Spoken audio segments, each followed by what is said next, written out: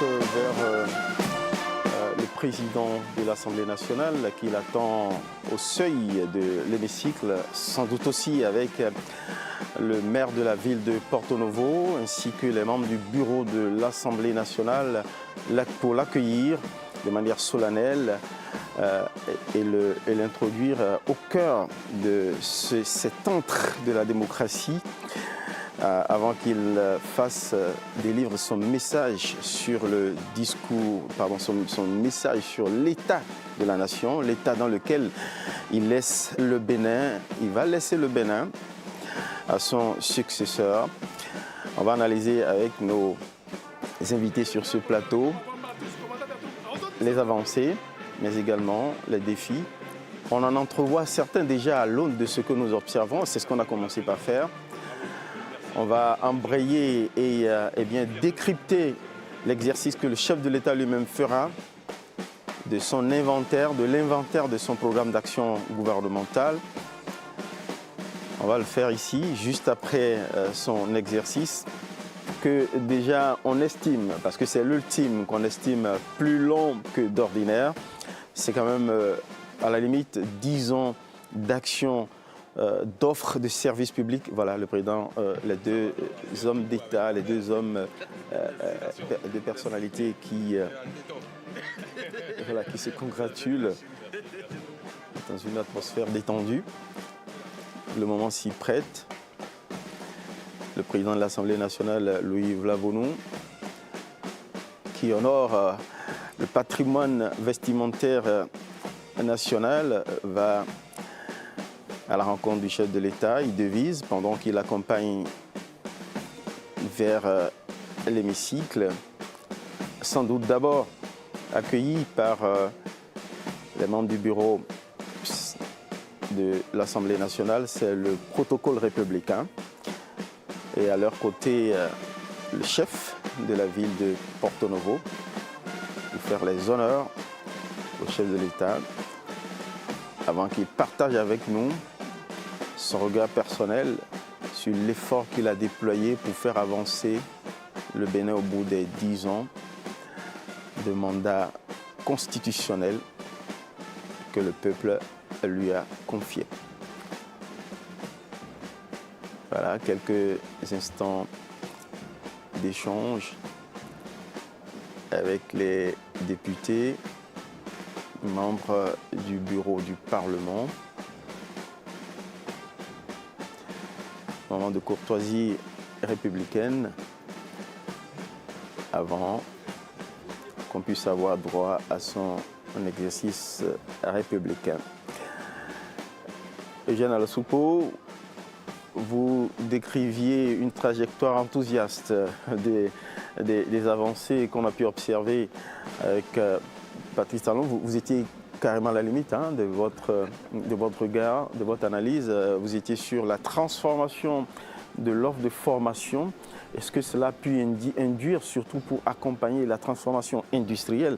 Parce que là, il faut des profils professionnels et pas que des profils généralistes qui, malheureusement, on l'a observé, c'est un constat patent partout dans tous les pays de l'Afrique dans la période post-coloniale, c'est qu'il y a une offre de formation qui est totalement en décalage avec les besoins de l'économie et même l'avenir. Et donc, c'était très important de transformer la formation. On ne peut pas réussir une politique d'industrialisation du pays sans avoir des ressources humaines qualifiées. Vous savez, ce qui s'est passé à la GDZ, c'est que le gouvernement du Bénin, bien qu'en offrant des possibilités, des facilités à des investisseurs, a interdit qu'ils reviennent au pays avec leurs ouvriers, les ouvriers de leur pays. Conséquence, il fallait travailler sur les ressources humaines existantes. Et c'est ça ce qui en fait. Il y a ce qu'on appelle, les spécialistes de l'Agence nationale pour l'emploi appellent des capacitations. Des jeunes qui n'étaient pas formés, qui aujourd'hui, en 6 ou en 8 mois, ont la possibilité de travailler sur des machines et même hors des frontières. Ils sont équipés, en compétences techniques. Ne pas aller à la GDZ, pour quelqu'un qui n'est jamais allé à la GDZ, c'est un tort. Vous allez comment les jeunes travaillent, la qualité des machines. Et vous savez aujourd'hui que en dehors du textile, que le Bénin fabrique du carreau. Le Bénin a sa marque de carreau aujourd'hui et qui est exporté dans la sous-région. Moi, j'en ai vu dans les pays voisins. Et donc, c'est des efforts. On n'avait jamais cru à ça. Vous avez du textile fabriqué, exporté au quotidien, bien dans les pays. Il y a des marques que je n'appelle pas ici. On revient de loin. C'est un pari industriel quasiment gagné à l'aune. C'est un pari. Et je peux vous dire qu'au départ, il n'y a que le président de la République qui croyait à la GDZ. Parce que les grosses structures internationales avaient refusé. Des tentatives industrielles au Bénin. Oui, et ça, c'est du réussi. Il y avait d'autres pays qui avaient tenté ça avant le Bénin et qui n'ont pas pu réussir comme le Bénin. Ils font leur petit bonhomme du chemin, ce n'est pas autant explosif et patent comme le Bénin. Je crois que c'est des cas qu'il faut... le Conseil des ministres a parlé d'une autre zone dans le plateau qui sera érigé. Je crois que si on a 2 à 3 pôles comme ça à l'intérieur du pays, les années à venir... Et dans l'implantation, le choix de l'implantation n'est pas totalement anodin puisque ça va être adossé, cette zone industrielle au Nigeria. Directement au Nigeria.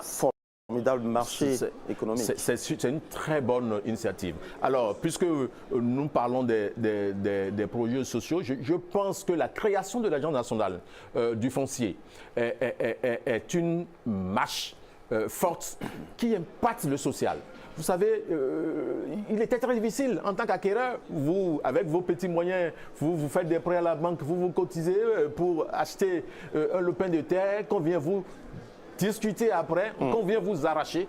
Aujourd'hui, lorsque vous suivez la procédure de l'Agence nationale pour le foncier, du domaine et du foncier, eh bien, vous êtes hors de danger. Je crois que ce sont des choses qui sécurisent. C'est capital pour les investissements. C'est capital pour les investisseurs, notamment pour les investisseurs étrangers qui vont venir dans le pays parce qu'on ne peut pas investir dans de l'insécurité foncière. Aujourd'hui, ce sont des avancées et ce n'est pas que pour les mouvanciers, ce n'est pas que pour les opposants, c'est pour tous les Béninois. Aujourd'hui, lorsque vous voulez acquérir une parcelle, vous êtes obligé de respecter les nouvelles lois en vigueur au Bénin. C'est une avancée majeure. Gratien Makoko, c'est à vous de partager avec nous votre regard sur ce que Patrice Talon a pu offrir aux Béninois comme avancée, au regard aussi de ses promesses initiales. Il n'avait pas de grand cap qui nous avait été fixé. En fait, il n'avait pas un discours, je vais dire, au superlatif pour nous destiner, par exemple, des horizons de développement tels que des dragons de l'Asie, etc. Non, il a juste tracé un certain nombre de grands chantiers. Est-ce que, à vos yeux, les promesses ont été réalisées? Non, je dois vous dire que si on doit résumer en une seule phrase le bilan du président Patrice Talon, il faut dire qu'en dehors de la démocratie électorale et quelques questions de liberté publique, le président Patrice Talon, en 10 ans, a réussi sur tous les plans. J'ai bien dit qu'en dehors de la démocratie électorale et de quelques questions de liberté publique, il a réussi réellement sur tous les plans, sur le plan infrastructurel, sur le plan éducatif. C'est vrai que la question de l'éducation, quand on l'évoque sous le régime du président Patrice Talon, les gens font tôt de s'intéresser à la question des AME, qui n'est pas une question anodine, bien entendu, mais on oublie qu'il y a eu de profondes réformes dans ce secteur-là. Il ne faut pas oublier, je vais faire un clin d'œil au Conseil national de l'éducation, qui est en train de faire un travail formidable. Je ne sais pas pourquoi le Conseil national de l'éducation ne communique pas sur ses actions, mais j'ai eu la chance de participer en tant qu'invité à l'une des assemblées consultatives du CNE, d'accord, au niveau de Golden Tulip, mais j'ai constaté depuis ce temps-là que vraiment sur le plan de l'éducation, beaucoup de choses sont en train d'être faites sous ce régime-là. Et avant, lorsqu'on se retrouve derrière son téléphone portable dans sa maison, et on avait l'habitude de faire des propositions pour dire bon, que le système éducatif irait mieux si on faisait ça. Nous-mêmes, moi-même du moins avec une équipe, on s'est retrouvé à l'intérieur du CREJ, qui est une structure de réflexion. Nous sommes dirigés vers le CNE et on est parti avec quelques projets, mais lorsqu'on a pris contact avec ce qui se faisait, on a vu que ce que nous on a proposé, les gens ont déjà dépassé ce niveau-là et il y avait beaucoup de choses qui se font au niveau du secteur de l'éducation. En dehors de ça, le CNE incarne une sorte de gouvernance rationnelle. Tout à fait. et je me rappelle, visionnaire, ça en fait, ce n'est pas une confidence, je me rappelle du sentiment de l'état d'âme de l'actuel ministre de l'Enseignement supérieur de la recherche scientifique, que je salue au passage, Mme Eleonore Yahi, lorsque, lors de l'Assemblée consultative de 2023, le Conseil a décidé à ce que des résolutions soient appliquées avant même la rentrée qui a suivi. Je me rappelle, la ministre dit « Ah, quand même c'est trop, mais on fera l'effort ». Vous comprenez que les gens sont sous pression et qu'il y a un travail fondamental qui est en train d'être fait. Ça, les gens n'ont pas communiqué suffisamment là-dessus. Je ne suis pas sûr que ce soit un atout. Il va falloir que les Béninois comprennent que dans le secteur éducatif, en dehors de la question des AME et autres, il y a fondamentalement beaucoup de choses qui sont en train d'être faites, qui sont déjà faites, je vais le dire maintenant. Donc il y a une démarche prospective que vous saluez à travers cette gouvernance de l'éducation. Oui, bien entendu, parce que... Et cela est aussi tributaire de la qualité, justement, des personnalités, des compétences qui sont appelées pour diriger ce conseil et faire des propositions. Vous voyez, on parle de professeur Noël Baguidi. Je vais vous rappeler le discours du président Patrice Talon lors de l'installation. Il parle d'un intellectuel moralement intègre et scientifiquement productif. Ça résume beaucoup de choses. Ça, je vous rejoins pour vous dire que ce conseil n'est pas dirigé par des plaisantins. Et lorsque le conseil veut travailler, il suffit simplement de prendre le cadre légal qui encadre ce conseil et regarder le profil de ceux qui sont en train de travailler, ceux qui mènent la réflexion et voir ce que ça a donné. Monsieur Alosupo a parlé du secteur professionnel, on a parlé des lycées, mais je pense que c'est une petite goutte dans une grande mer parce que beaucoup de choses ont été effectuées en ce qui concerne la gouvernance administrative des écoles, la gouvernance financière des écoles. Il y a eu beaucoup d'avancées dans ce sens-là. Et là, je suis sûr qu'on ne pourra pas résumer, d'accord, sur un plateau de télévision dans un délai trop fermé tout ce qui a été fait sur le plan éducatif. Mais malheureusement, la population voit simplement le salaire des AME. Ce n'est pas une question qu'on peut banaliser, c'est sans doute vrai, mais je vais dire qu'au-delà de ça, il y a quand même beaucoup de choses qui ont été effectuées. Mais quand je laisse le secteur de l'éducation, on va revenir sur les défis, parce que même dans tous les secteurs... Il y a des défis à relever. Moi, j'ai travaillé sur la création des juridictions nouvelles sous le président Patrice Talon, notamment la CRIET.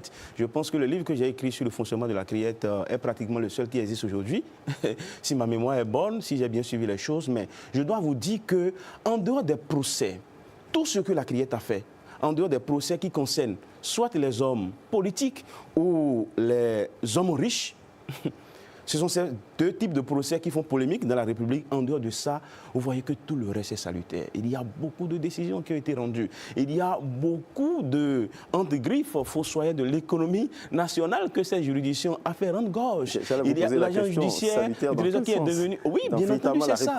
Parce que vous savez, quand on parle de la réalisation des droits de l'homme... Habitué à l'impunité. Tout à fait. Parce que quand on parle de la réalisation des droits de l'homme, il y a une catégorie de droits de l'homme qu'on appelle les droits de l'homme de la deuxième génération. Ce sont des droits qui ne peuvent pas être réalisés sans un investissement massif de la part de l'État. Les droits sociaux, les droits économiques, etc. Vous voyez, et lorsque vous êtes dans un pays qui est gangréné par la corruption, comme on le connaissait dans cette République, l'État, la corruption met l'État en incapacité financière de réaliser les droits de la deuxième génération. Et quand vous voyez une institution comme la CRIET, au-delà des griefs, et j'ai mentionné, j'ai été très clair pour dire, c'est des griefs concernant les procès qui sont liés aux hommes politiques et aux hommes riches de ce pays, ça c'est un autre débat, mais en dehors de ça, sur le terrain de la lutte contre la corruption, sur le terrain vous voyez la question de la cybercriminalité, vous n'imaginez pas l'impact que ça produit sur une société, la jeunesse d'une société, lorsque vous voyez, d'accord, les gens se dépenser de l'argent gratuit, emprunter les chemins de raccourci, vous ne voyez pas le degré de corruption des mœurs. Il y a un impact négatif énorme, et lorsqu'on est conscient de cela, on ne peut que saluer le travail que cette juridiction a battu sous le régime du président Patrice Talon, parce qu'il n'y a pas la CRIET sans la volonté du président Patrice Talon. Aujourd'hui, avec cette juridiction, il y a eu des députés qui ont été jugés, il y a eu des ministres qui ont été jugés, et donc c'est un peu comme une manière, une technique pour contourner le verrou de la Haute Cour de justice qui ne nous permettait pas, d'accord, d'amener nos gouvernants à rendre compte. Et ça, je pense que c'est à saluer. C'est sa mission. Bien entendu, c'est vraiment des réformes institutionnelles dans le pays. Ça, il faut le dire. Vous avez vu la Cour spéciale des affaires foncières. Vous savez, le Bénin a un problème du foncier, un problème terrible. Avant, il y a la diaspora béninoise. Les gens se retrouvent en France, en Belgique, aux États-Unis, en Allemagne. Ils envoient de l'argent pour qu'on leur achète de terre ici. Mais finalement, c'est de l'escroquerie. Les gens ne retrouvent plus leurs biens immobiliers. Mais aujourd'hui, l'installation de cette cour et également les réformes qui ont été abordées déjà par M. Alossokpo, on voit que nous sommes entrés dans une ère de sécurisation du foncier au Bénin. Et ça, ce n'est pas forcément, ce n'est pas seulement pour les investisseurs étrangers, mais c'est d'abord pour nous autres Béninois. Les Béninois qui se retrouvent à l'étranger aujourd'hui, c'est quand même un système qui leur permet d'avoir un peu plus confiance d'accord, dans ce domaine du foncier-là. Il y a un aspect que je voudrais aborder, et M. Alossokpo l'a abordé, la question des concours. La question des concours. Moi, je peux vous dire que parmi toutes les réformes du président Talon, ça, je l'ai beaucoup salué. Il y a plein de magistrats aujourd'hui qui ne seront jamais devenus magistrats si on n'a pas un système transparent d'organisation des concours. Parce qu'avant, on a observé que si vous n'avez pas des millions, vous ne pouvez pas accéder aux fonctions publiques. Si vous n'avez pas des gens qui sont haut perchés, vous n'êtes pas ami d'un ministre. On a connu un Bénin. Et ça, je suis d'accord avec le président Patrice Talon lorsqu'il parle de passé honteux. Il ne faut pas avoir froid aux yeux. Il faut être direct. Il faut dire les choses clairement. On a vu dans ce pays l'enfant d'un homme haut perché qui vit en France et qui est admis à 2 concours différents organisés le même jour et à différents endroits. Et pas forcément parce que le concours a été organisé en ligne. Non, pas du tout. Le concours n'est pas organisé en ligne. Il n'est pas sur le territoire national et il réussit, d'accord, pour 2 concours organisés le même jour à 2 endroits différents. Vous convenez avec moi que ça, il s'agit d'un passé honteux, un passé tellement honteux. Et avec l'avènement du régime de la rupture, on a constaté qu'il n'y a plus de concours frauduleux au Bénin. En 10 ans, tout le monde est d'accord sur cette question. Il y a une unanimité qui ne dit pas son nom. Qu'on soit opposant, qu'on soit mouvancier, nous savons que désormais au Bénin, les concours sont sans fraude. Et ça, c'est une avancée majeure. Et il faut le saluer, il faut le reconnaître. Et j'ai commencé par dire le président Patrice Talon, en matière d'infrastructure, là, il ne faut plus perdre le temps pour faire le point, parce que ça se voit. Il y a une artiste qui dit, je fais allusion à M. Gigi Lapino, qui dit on n'a plus besoin de parler parce que les faits sont là et tout le monde est en train de voir ce qui se fait dans ce Bénin-là sur le plan infrastructurel. Il ne faut pas oublier la réforme dans le secteur de la santé. Je vous arrête pas. Oui, tout à fait. Je vous relance sur les réformes dans le secteur de la santé pour que vous partagiez avec nous votre regard. Je rappelle juste aux téléspectateurs, à ceux qui nous ont rejoints à ce moment précis, que nous sommes en train, Bénin TV, en train d'accompagner l'exercice républicain du message sur l'état de la nation du chef de l'État devant le Parlement, dont on voit déjà d'ailleurs les images à l'antenne. Cette image nous indique avec le décorum qui est installé, le protocole tout autour voilà, de la chaire du président de l'Assemblée nationale, où il va monter tout à l'heure pour lancer eh bien, cette séquence cérémonielle républicaine. Que c'est imminent. Le chef de l'État va sans doute aux frontières. On est déjà carrément à 10 heures. Voilà. Il est fort possible que dans les secondes qui viennent, le chef de l'État fasse son entrée dans ce Parlement. Ben voilà, c'est exactement comme je l'ai dit. On entend le protocole de l'Assemblée nationale qui prend la main. Le président de l'Assemblée nationale va contrôler le quorum et s'assurer que la majorité et Monsieur le Président de l'Assemblée nationale.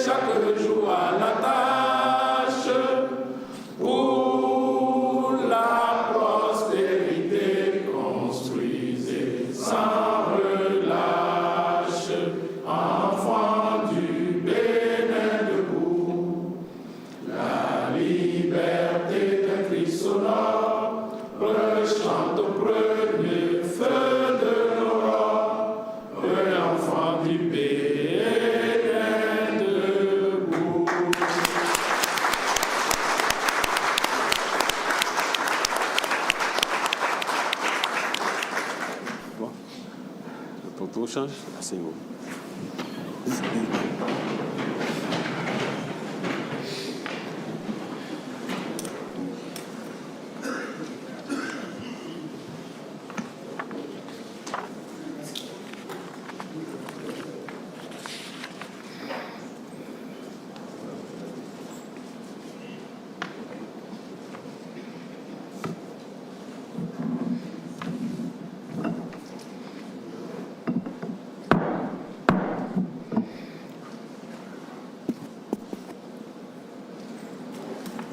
La séance, ça ne marche pas.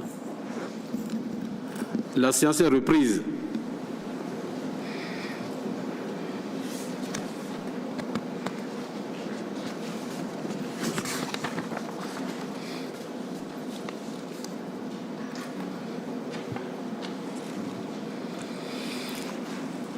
Excellence, Monsieur le Président de la République, Messieurs les membres du bureau, Messieurs les membres de la conférence des présidents, Messieurs les ministres, chers collègues députés, honorables invités, autorités civiles et militaires, notamment la préfète de Lomé, le maire de la ville de Porto-Novo et le haut commandement militaire.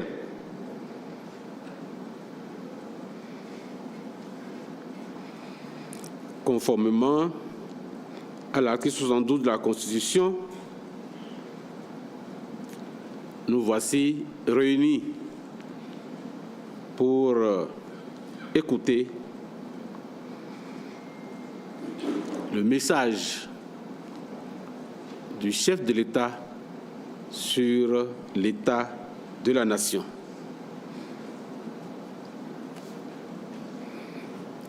Alors, je voudrais demander au premier secrétaire parlementaire de nous lire l'article 72 de la Constitution. Merci, Monsieur le Président. Article 72 de la Constitution. Le président de la République adresse une fois par an un message à l'Assemblée nationale sur l'état de la nation. Il peut aussi, à tout moment, adresser des messages à l'Assemblée nationale. Ces messages ne donnent lieu à aucun débat. Ils peuvent toutefois inspirer les travaux de l'Assemblée nationale. Fin de lecture, Monsieur le Président. Alors, Excellence, Monsieur le Président de la République, au nom de la représentation nationale et en mon nom personnel, je vous souhaite encore la bienvenue en ces lieux chargés de symboles et où, avec régularité, d'une horloge qui vous caractérise et vous honore, vous venez pour la 10e fois consécutive délivrer votre traditionnel message sur l'état de la nation. Respectant ainsi et de façon scrupuleuse les prescriptions de l'article 72 de la Constitution qu'on vient de nous lire. Cependant, au regard du contexte national, marqué notamment par les douloureux et regrettables événements du 7 décembre dernier, qui ont créé tant de frayeur et suscité tant d'indignation à travers le pays, voire au-delà, d'une part, et les grandes mutations en cours au plan politique et institutionnel, d'autre part. Jamais auparavant un discours sur l'état de la nation, qui apparaît par ailleurs comme un véritable testament politique, n'aura été attendu avec autant d'impatience, aussi bien par les membres de l'Assemblée nationale que par le peuple béninois tout entier qu'il représente. C'est pourquoi je voudrais, avec la déférence requise, Monsieur le Président, de bien vouloir prendre la place à cette tribune qui vous est si familière pour nous délivrer cet ultime message qui, j'en suis convaincu, saura renforcer la foi des uns et des autres en l'avenir de notre commune patrie, le Bénin. Mais avant de vous inviter, là, je voudrais quand même dire quelque chose qui vous caractérise et qui sous-tend notre admiration par rapport à ce que vous êtes. On n'invente pas la roue. Donc je vais tirer ça quand même des écrits d'un Sud-Africain qui est dans le théâtre, qui est dans l'évangélisation aussi, Sud-Africain, du nom d'Edouard Lobolo. Pour ceux qui sont souvent dans les évangélisations, je ne veux pas vous évangéliser, hein, ce n'est pas ça, non, loin de là. Il disait ceci: le pouvoir, lorsqu'il n'est pas équilibré par la sagesse et la vertu, devient une drogue pour l'âme. Il séduit, enivre et enferme celui qui le détient dans l'illusion d'une toute-puissance. Mais plus il s'accroche, plus il s'éloigne de l'humanité qu'il devrait servir. Petit commentaire, vous ne vous êtes pas accroché à cela. Et c'est un point pour vous. Et il continue.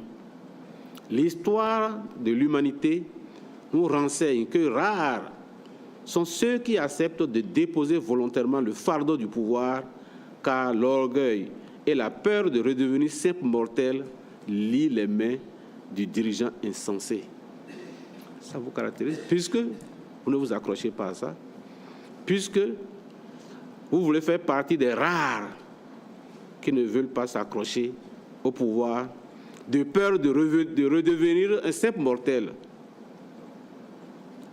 Et ensuite, il termine en disant que le vrai sage, ce n'est pas celui qui prend le pouvoir, mais celui qui sait quand il faut le quitter.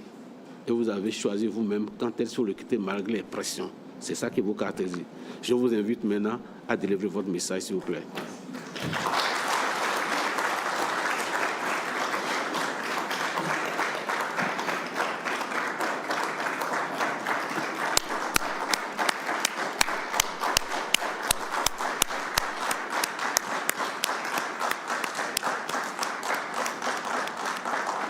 Merci.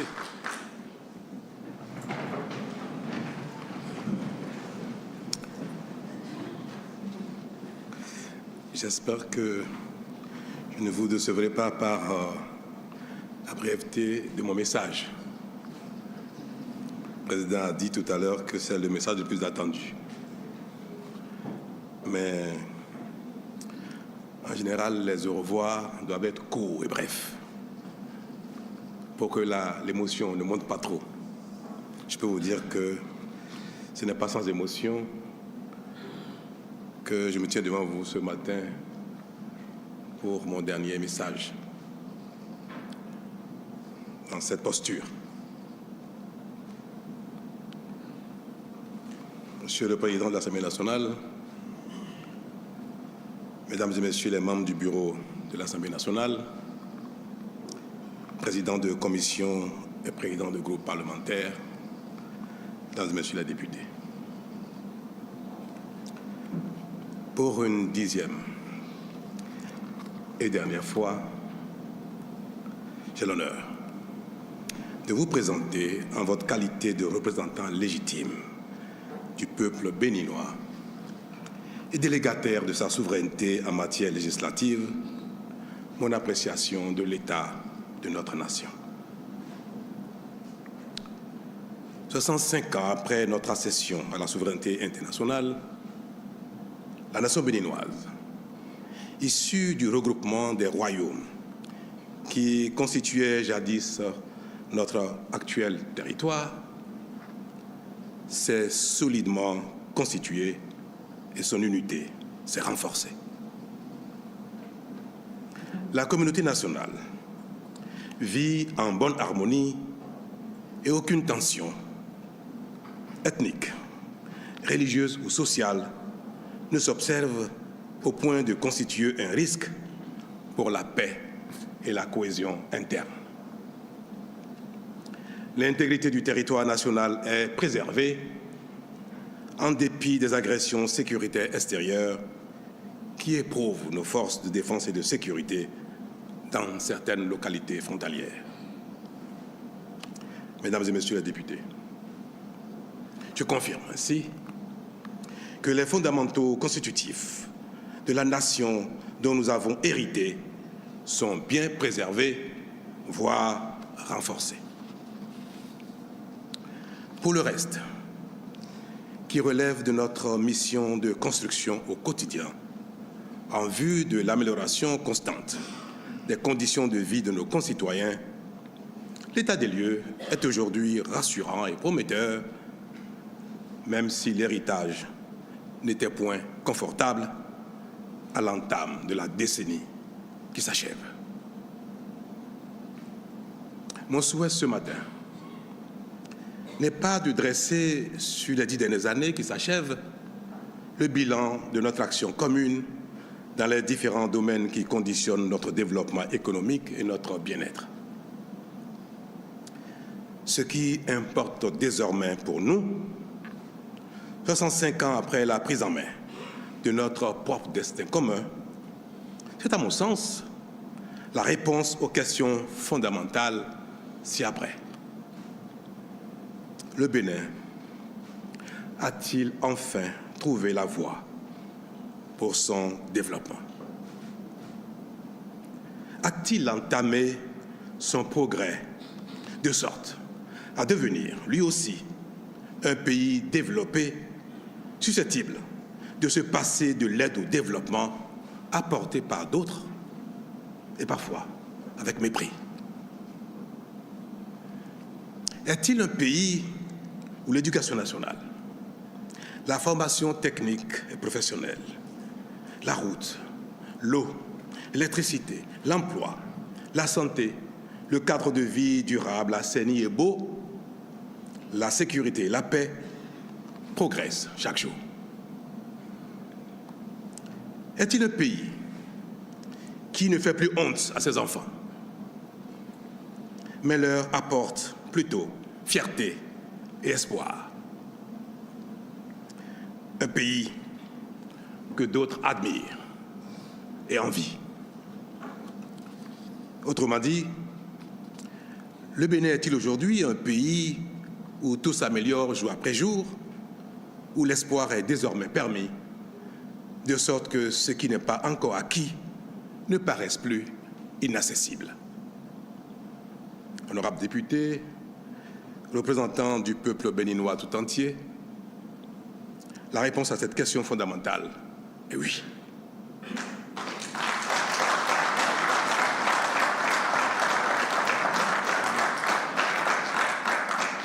En effet, depuis bientôt 10 ans, le Bénin a entamé sa mutation et les signes de notre progrès sont visibles par tous. Le miracle, c'est notre nouvel état d'esprit. Il nous fait opérer les changements les plus inespérés. Il nous fait progresser et chacun accepte désormais de consentir les sacrifices et les efforts nécessaires.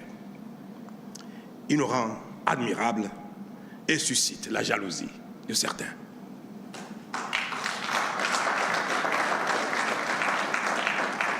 Ce nouvel état d'esprit est le résultat du courage dont a fait preuve l'ensemble des responsables politiques en charge de notre commun destin depuis bientôt 10 ans.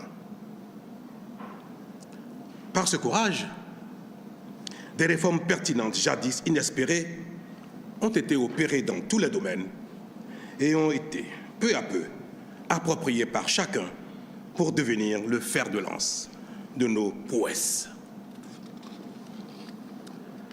Dans le domaine politique en particulier, nous pensions, à la sortie de la conférence nationale, que la proclamation de l'état de droit, de la démocratie et de l'économie libérale suffirait pour faire de chaque acteur politique un responsable vertueux et un dirigeant compétent de bonne foi.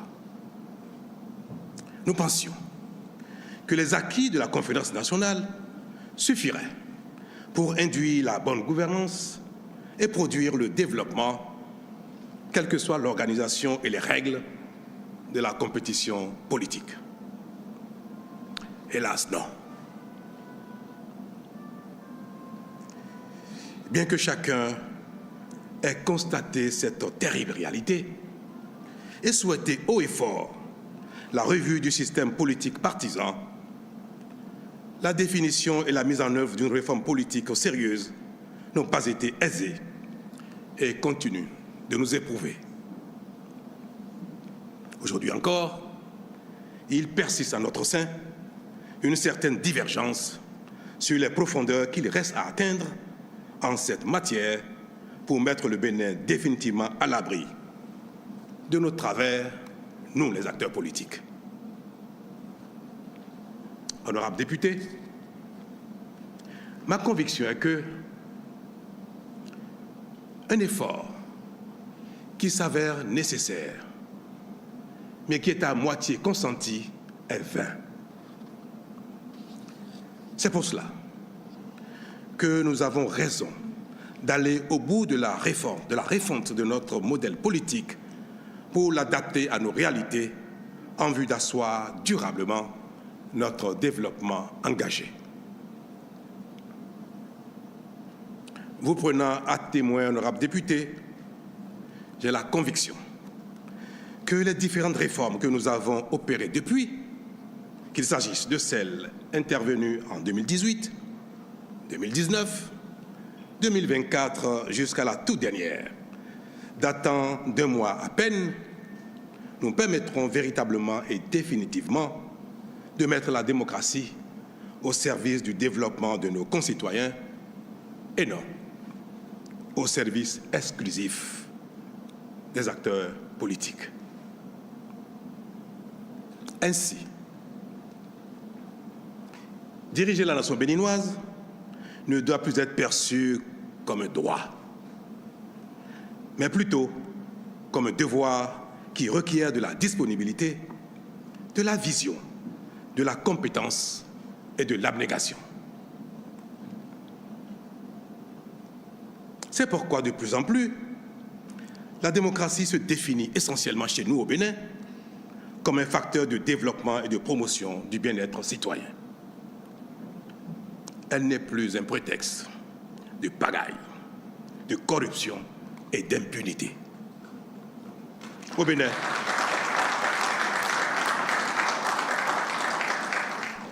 Bénin, désormais, il ne suffit plus d'être un harangueur de foule, un vendeur d'illusions proclamé acteur politique pour s'emparer de notre destin commun sans autre projet que celui d'en jouir tout seul avec ses partisans.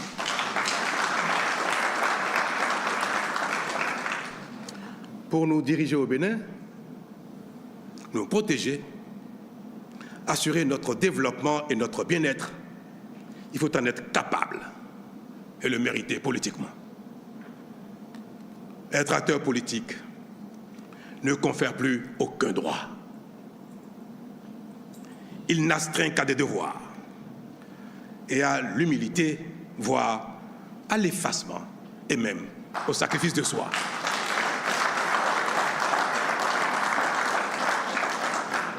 Monsieur le Président, Mesdames et Messieurs les députés, si tel est l'état des lieux en ce qui concerne notre modèle de démocratie désormais au Bénin, pourquoi devrions-nous en rougir parce qu'il n'est pas la copie conforme de ce qui se fait ailleurs? Pourquoi? Mais est-ce que le Bénin est la copie conforme de notre pays dans le monde? Mais non.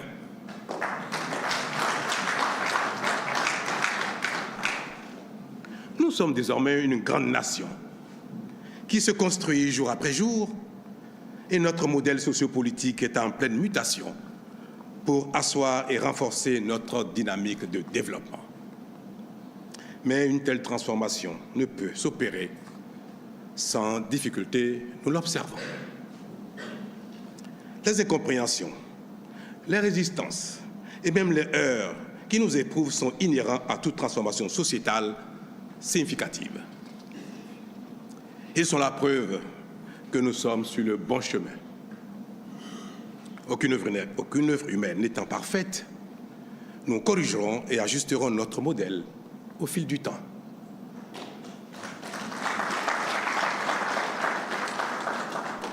À cet effet, chaque génération devra apporter à la nation éternelle sa part d'innovation et de génie constructif, ainsi que son courage pour empêcher coûte que coûte les nostalgiques rétrogrades et les marginaux d'arrêter le progrès.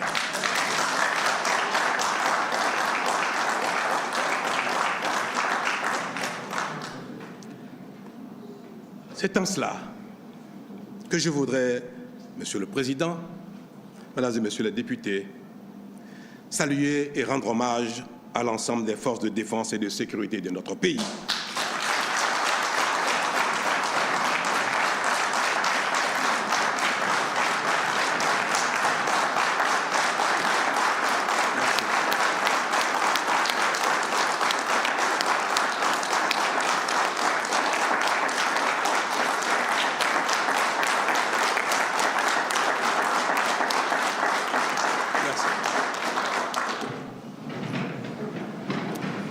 Pour leur bravoure, leur loyauté à la République face à l'attaque perpétuée le dimanche 7 décembre 2025 contre la nation béninoise par des marginaux insensés, manipulés par quelques compatriotes en quête de privilèges perdus, ainsi que certaines autorités politiques et militaires étrangères. Je salue la mémoire de ceux d'entre nous qui y ont perdu la vie et adresse à leurs familles et proches, au nom du peuple béninois tout entier, nos sincères condoléances. Aussi, voudrais-je, en mon nom personnel et au nom de la nation tout entière, exprimer notre fierté et notre reconnaissance à l'égard de tous les corps d'armée, toutes les garnisons du territoire, tout le commandement militaire, la police républicaine et son commandement, qui tous, sans aucune défection, se sont mobilisés spontanément et immédiatement pour défendre la patrie, refusant de prêter main forte aux assaillants et se mettant à la disposition de l'État.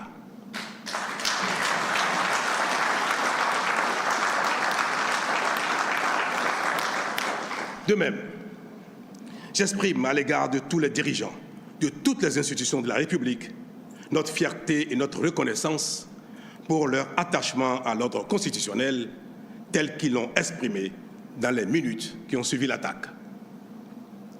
À l'endroit du peuple béninois, dans sa grande majorité, j'exprime notre fierté pour son refus de soutien à la forfaiture et son attachement à la démocratie et à l'ordre constitutionnel.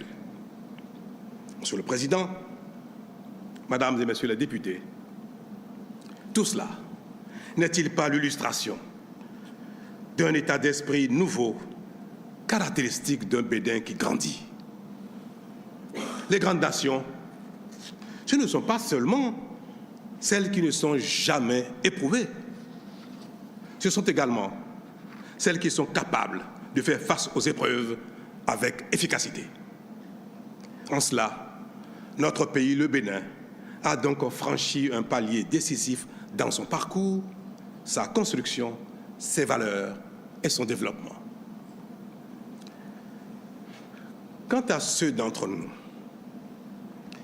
qui restent désespérément accrochés à notre passé révolu ou qui peinent à s'arrimer à la dynamique en cours, je prie le ciel de leur accorder la clairvoyance, l'altruisme et l'humilité nécessaires à leur ralliement, afin que leur frustration, justifiée ou non, cesse de nous diviser. Car notre Bénin commun restera éternellement notre maison commune. Nos divergences ou insatisfactions des temps présents ne doivent en aucun cas compromettre l'intégrité de la nation et son avenir. Les élus mal aimés d'aujourd'hui passeront. Et ceux de demain ne manqueront pas de corriger les erreurs commises et de remédier aux insuffisances. Que chaque citoyen béninois accepte donc de venir boucher de ses doigts les trous de la jarre trouée afin qu'elle abonde de richesses pour nos enfants et petits-enfants. C'est bien le symbole de ces lieux, Monsieur le Président. Mesdames et Messieurs les députés, pour ce qui restera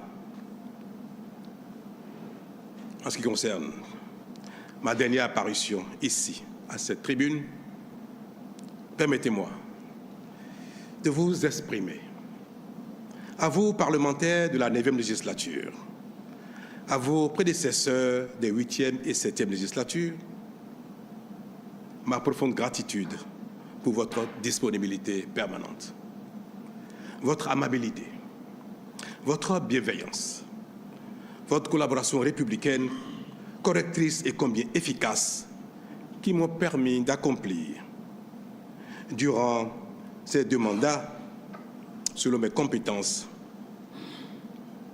la charge, la noble mission que m'a chargé le peuple béninois, dont m'a chargé, le peuple béninois, depuis donc bientôt 10 ans. Vous prenant encore une fois à témoin, je voudrais exprimer à toutes les Béninoises et à tous les Béninois de l'intérieur et de l'extérieur, de tous les âges et de toutes conditions, ma reconnaissance infinie pour l'honneur et la confiance qu'ils m'ont fait en me confiant durant 2 mandats successifs le destin, la direction de notre beau et grand pays. Je veux leur dire que j'ai pris et gardé tout le long des 2 mandats la mesure de leur attente, que j'ai donné le meilleur de moi-même, jour et nuit, avec bonne foi et abnégation, pour être à la hauteur de leur confiance. Je veux leur dire aussi que j'ai le regret de ne pas avoir tout réussi. Mais je veux, surtout et davantage leur dire, alors que la fin de ma mission est toute proche, que j'ai la certitude qu'ensemble, nous avons accompli de grandes choses, dont certaines nous paraissaient même impossibles. Je veux enfin leur dire que surtout, notre état d'esprit a considérablement changé. Que désormais, plus rien ne nous est impossible. Que le Bénin a véritablement et définitivement trouvé son chemin pour se développer enfin et offrir peu à peu à chacun le bien-être légitimement attendu et qui est de plus en plus espéré, mais qui est désormais à notre portée. Le développement, le bien-être attendu depuis tant de temps par tous, Monsieur le Président, Madame et Messieurs les députés, ce bien-être, il est désormais à notre portée et nous cheminons chaque jour ensemble pour le conquérir. Monsieur le Président de l'Assemblée nationale, honorable député, bientôt, de nouveaux conseils communaux prendront le relais dans nos communes. Une nouvelle législature succédera à la présente ici, à Porto Novo. Un nouveau président de la République prendra les rênes du Bénin.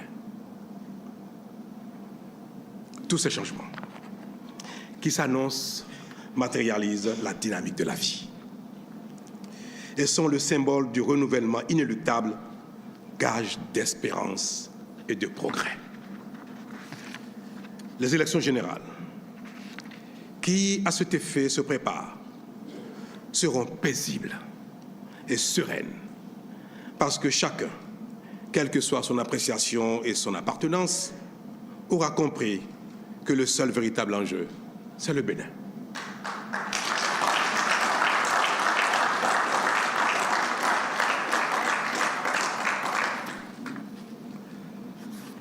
Mesdames et Messieurs les députés, représentants de la nation tout entière,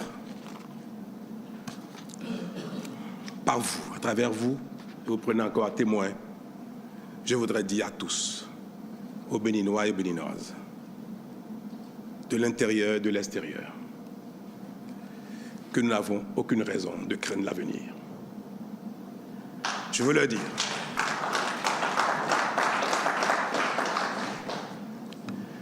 que nous avons trouvé notre chemin. Je veux le répéter. Je veux leur demander de faire confiance au Bénin, de faire confiance aux générations successives, désormais actives pour notre bien commun, pour notre développement. Je veux leur dire, n'ayons aucune crainte. L'âme du Bénin veillera et le meilleur est à venir.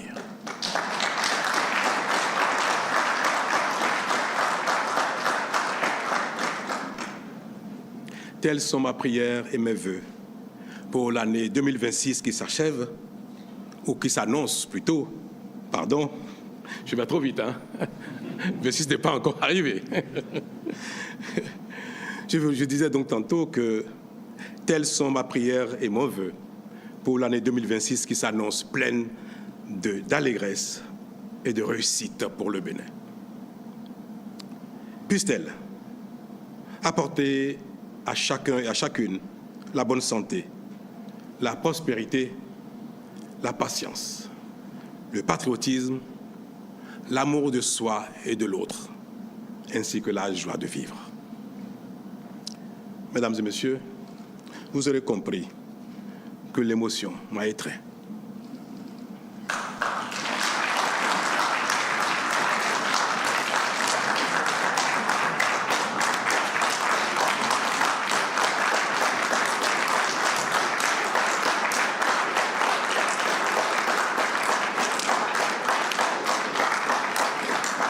Il est difficile de se quitter quand on s'aime. Mais la grandeur de l'âme, le devoir, l'amour requiert qu'il faut savoir se quitter, savoir se dire au revoir pour laisser la place à d'autres. Je voudrais vous souhaiter à vous, à tout le monde, que bientôt, ceux qui viendront ici ou celui qui viendra ici à ma place, vous entretenir sur l'état de la nation, vous donne le sentiment que les choses s'améliorent, que le Bénin continue son chemin et que le meilleur va se goûter de plus en plus par les uns les autres. Je voudrais que dans les rues de Cotonou, chez moi, ou dans un café, ou dans un bar, ou chez des amis, en regardant le prochain faire son discours d'état de la nation, je voudrais constater que dans tel ou tel domaine, les choses ont avancé, sont allées encore beaucoup plus loin que ce que nous avons fait ensemble. Je voudrais que l'âme du Bénin y veille. J'ai confiance. Et je vous invite à avoir autant confiance en notre destin commun, en notre capacité de développement, d'abnégation, d'effort. Et je prie le ciel de nous exaucer. Merci.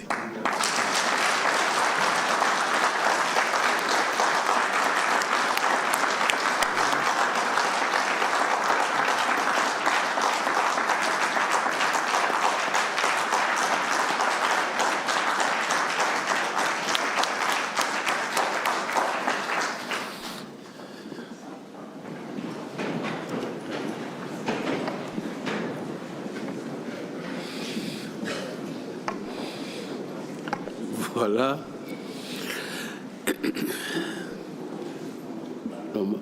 Il n'y a pas de commentaires, comme l'indiquent nos textes de la République. Néanmoins, je voudrais dire combien l'émotion est grande. Et la fin du discours malgré les applaudissements, a assombri les visages. Et moi, ça me rappelle juste quand Jésus voulait quitter, quand il a rassemblé les disciples, ce qu'il a dit dans Jean 17, « Mon âme est triste à mourir, je veux que vous gardiez votre unité. Je ne vous appelle plus serviteurs, mais mes amis. » Et l'intensité de cette émotion, de cette charge émotionnelle qui envahit notre hémicycle, nous fait penser à ces maximes qu'on nous apprend sur les bancs. Les changements même les plus souhaités ont leur mélancolie. Alors, nous vous souhaitons bon repos, le repos du guerrier, parce que vous avez combattu le bon combat. Et maintenant, la palme d'or est attendue pour être remise en mai 2026. Chers collègues, nous sommes au terme des prescriptions constitutionnelles. Nous allons suspendre la séance et elle reprendra dès que vous serez invités par les canaux habituels. La séance est suspendue. Mesdames et messieurs, je vous prie de saluer le retrait du chef de l'État et du président de l'Assemblée nationale.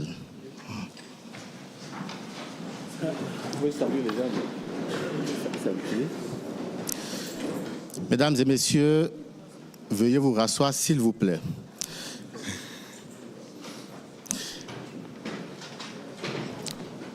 Nous procéderons à une phase des salutations d'usage.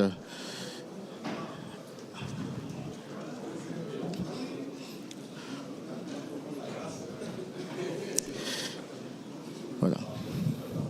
Je voudrais inviter, s'il vous plaît, mesdames et messieurs,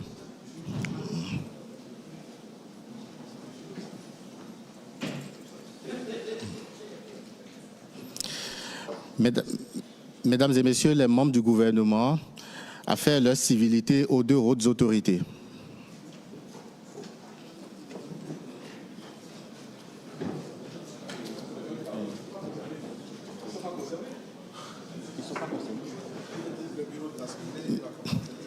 Madame et messieurs les membres du bureau de l'Assemblée, s'il vous plaît.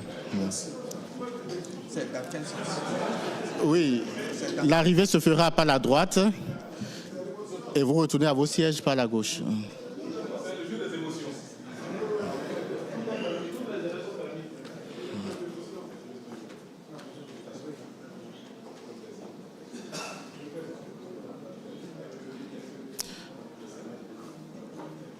Messieurs les présidents de groupes parlementaires et des commissions permanentes, s'il vous plaît.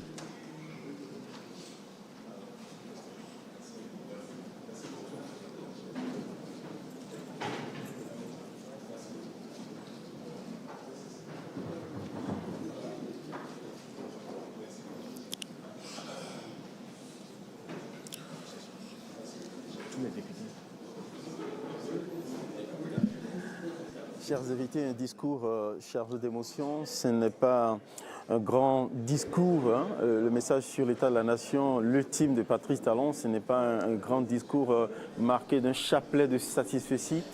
Mais il est allé toucher des points essentiels. On va suivre la suite de la cérémonie avec les salutations qui sont réservées au chef de l'État.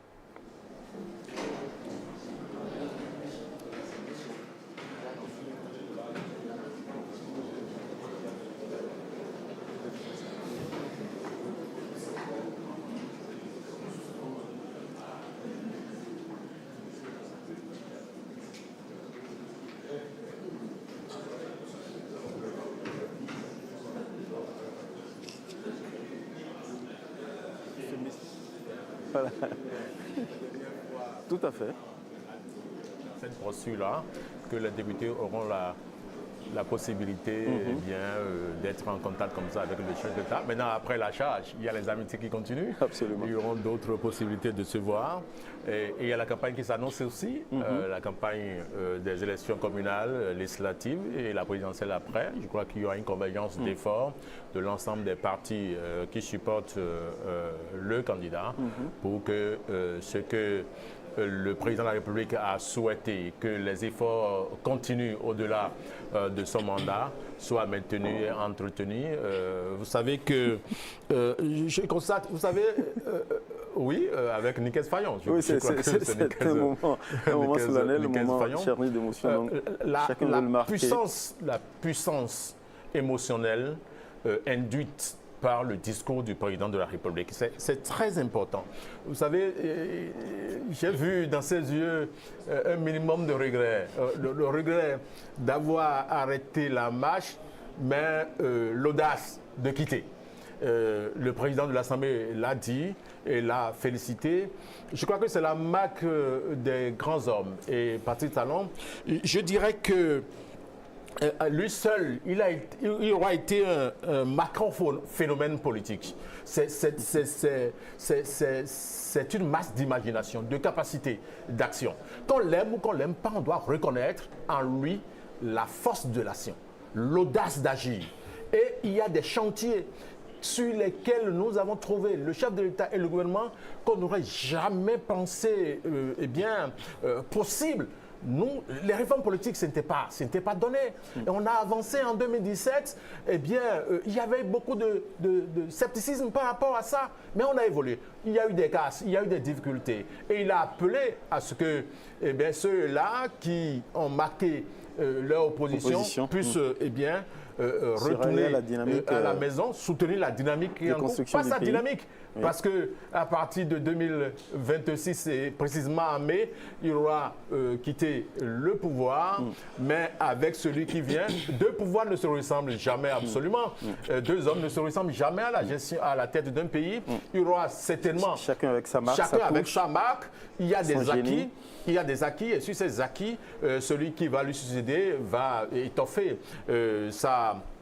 ses actions pour le bien-être des Béninois. Tout ce que le chef d'État a dit là, dans ce discours de 26 minutes bien chronométré, c'est la convergence des efforts pour le bien-être du pays et des citoyens.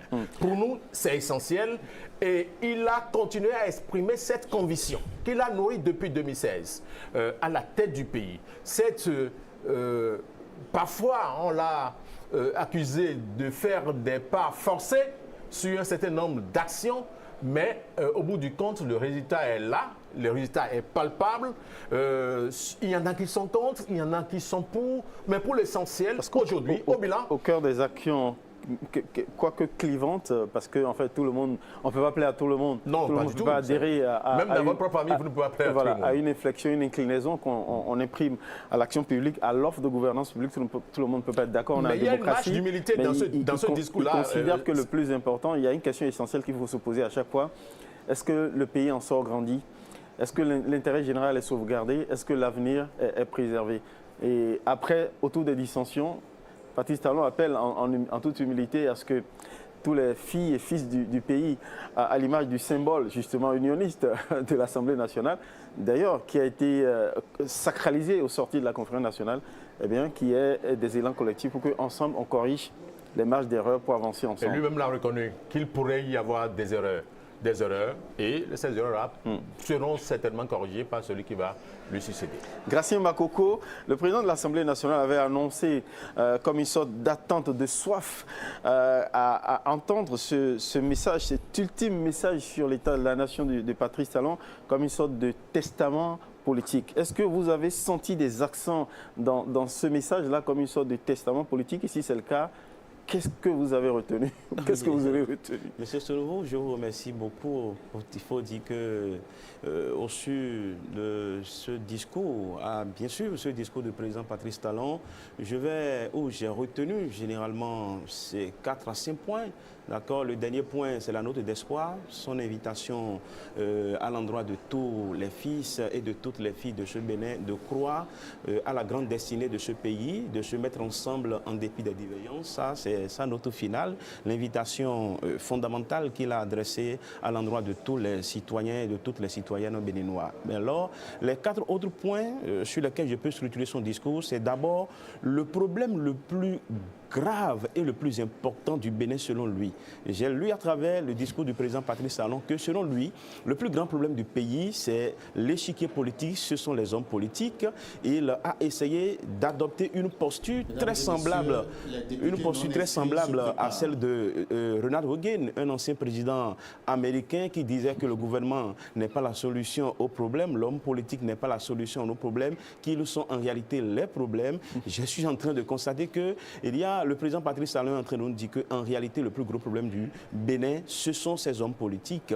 Et à la base de ce problème diagnostiqué, il a posé une vision claire de son action. Il a essayé de décliner le postulat idéologique de sa gouvernance, à savoir, d'accord, mettre la démocratie au service du développement exclusivement. Et il a essayé de proposer une nouvelle définition de la démocratie qui m'a intéressé en tant que juriste. Il a bien dit que la démocratie est un facteur de progrès pour le bien-être citoyen. Ça, c'est la vision de l'homme, c'est sa manière de percevoir. Il ne voit pas seulement la démocratie dans le sens de l'exercice infructueux des libertés publiques, dans le sens de l'exercice infructueux des droits de l'homme, mais plutôt une démocratie qui n'empêche pas d'aller au progrès infrastructurel, d'aller au progrès sur le plan sanitaire, d'aller au progrès sur le plan éducatif, etc. Il veut, et lui, en tant que président Patrice Talon, a estimé que la meilleure forme de démocratie, c'est celle qui constitue un facteur pour le progrès et le bien-être citoyen. Ça, c'est vrai qu'on aurait voulu, d'accord, une démocratie un peu plus englobante qui intègre également la dimension, la dignité humaine. La dignité humaine parce que tel qu'il a pensé, c'est vrai que c'est une solution conjoncturelle à un problème réel du Bénin, mais au fond, on aurait voulu que celui qui va le suicider puisse essayer, d'accord, d'épouser cette vision de la démocratie, mais rechercher à intégrer également la dimension la dimension qui concerne la condition humaine, la dignité humaine, parce que c'est capital, puisque si nous avons le progrès matériel sans avoir un épanouissement personnel, ça ne va pas être forcément le développement dans son entièreté. Ça reste la vision de l'homme, ça l'a caractérisé. Et le troisième point, c'est les actions qu'il a menées. Et j'ai pu noter quelque chose quand le président Patrice Talon parlait des réformes. Il s'est plus appesanti sur les réformes politiques. Selon lui, c'est à ce niveau seul que les problèmes sont intervenus. Et ce n'est pas faux.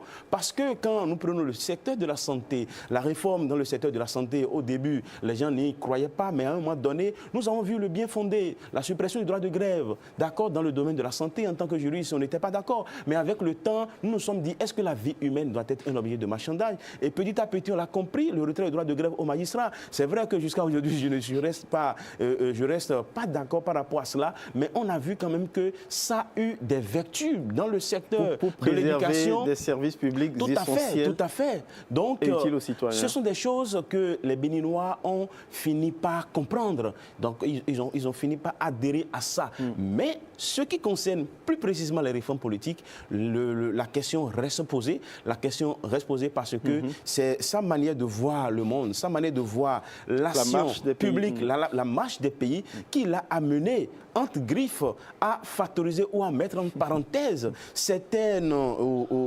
caractéristiques ou certains éléments de la démocratie telle qu'on l'a connue avant lui. Libertaire. Voilà, donc on ne va pas le dire, mais dans une certaine mesure, il faut quand même dire que c'est un homme qui a diagnostiqué un problème et il a posé clairement son mode d'action, son idéologie, d'accord, de développement, et après il a agi. Il convient lui-même que sur le plan politique, son action ne fait pas unanimité. Nous sommes d'accord que dans les autres domaines, il n'y a pas trop de débat. Sur le terrain politique, c'est un élément. Mais le président Patrice Talon, dans son discours, a sorti une phrase très forte, que nous il a défini ce qu'on appelle, on peut appeler le profil de l'homme politique béninois après lui. Le profil, il ne s'agit plus simplement d'être un harangueur de foule pour présider à la destinée de l'État du Bénin, pour animer les institutions de l'État, pour d'accord se retrouver à un niveau élevé au niveau de notre République. Il va falloir allier à la capacité de mobilisation de l'électorat, la compétence, et il a parlé également de l'abnégation. Et ça me rappelle les derniers mots ou les dernières volontés du roi Rui Badia. C'est vrai que le Bénin, c'est Niki, c'est tout, mais ça c'est juste,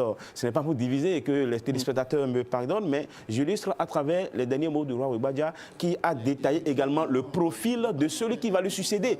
Et le roi Rui Badia a fait allusion à un élément caractéristique que je voudrais que le président Patrice Talon puisse ajouter, ou que nous essayons d'ajouter au profil de l'homme politique. Il doit être un homme affectueux. Les peuples sous-développés ont besoin d'abord de cela, parce que, vous savez, les gens n'arrivent pas à encore manger, tous les problèmes demeurent urgents, et lorsqu'on fait le développement, la beauté, c'est quelqu'un qui est en train de souffrir quelque part, et lorsque nous restons dans une démarche d'affection, avec les mots, on peut déjà guérir à moitié la misère de quelqu'un, et donc, dans cet élan global, ça va nous permettre de construire le grand Bénin que le président Patrice Talon a contribué à bâtir, parce qu'il ne faut pas se mentir, c'est un homme qui a posé des pas déterminant. On avait commencé par les lister à l'entame de nos propos sur ce plateau, mais on ne cessera jamais de tout citer, parce que vraiment, il faut le dire, c'est un homme. Son passage à la tête de l'État du Bénin n'a pas été sans impact, et ça a été sans impact avec des impacts significatifs, des impacts profonds. Il a fait allusion à ce qu'on appelle l'état d'esprit. L'état d'esprit du Béninois, c'est capital. Aujourd'hui, il y a une sorte de peur, d'accord, de dilapider les ressources de l'État, parce que si vous le faites, le statut de député ne vous protège plus. Le statut de ministre ne vous protège plus. C'est cela ce qu'il a pu apporter fondamentalement. Et ça, il faut le dire, ce qui peut nous inspirer un peu de la distance, c'est lorsque le président disait que l'homme politique au Bénin, désormais, n'a plus de droits, il n'a plus de devoirs. Bon, ça, il y a un peu... on comprend, tout à fait, parce que si je me souviens, en tant que jeune béninois, que les salaires politiques demeurent les plus importants du pays, on se dit que est-ce que totalement ils sont sans droit? Ils sont avec droit, des droits énormes. Il va falloir, dans ce sens que, puisque nous voyons aujourd'hui que la vision du président Patrice Talon, c'est que les hommes politiques aient davantage de devoirs. Et pour cela, il va falloir que nous puissions initier des réformes pour revoir à la baisse l'exorbitance de leurs droits, parce qu'ils ne continuent pas à en avoir. Aujourd'hui, nous avons des députés retraités, et lorsque le député, il sert l'État à l'hémicycle, il participe à l'adoption des lois, après, il a une retraite, il ne nous dit pas jusqu'à quand ça va finir. Quand c'est dans des pays comme le Bénin, où les ressources sont limitées, où toutes les questions sont urgentes, il va falloir, comme j'envisage, ou j'entrevois... Il y a une sorte de rationalisation des privilèges. Tout à fait. Il y a une sorte de rationalisation des privilèges. Et je pense que, notamment pour les députés retraités, il va falloir... Ça embête un peu la jeunesse à laquelle j'appartiens. Lorsque nous sommes là, les gens n'ont pas encore le travail. C'est vrai qu'il y a beaucoup d'efforts qui ont été effectués sur le plan de l'emploi, mais il va falloir quand même que les privilèges qui continuent pas à exister, qui n'ont pas été totalement annulés, notamment au niveau des hommes politiques. C'est pourquoi ne pas prendre l'exemple de la Suisse. On peut comprendre que cela nourrisse des frustrations légitimes telles que nous les exprimons. Est-ce que l'esprit, justement, de donner des privilèges confortables aux élites politiques, aux élites qui gouvernent, c'est justement de leur éviter d'aller à la tentation de toucher aux ressources publiques, et donc derrière une rigueur implacable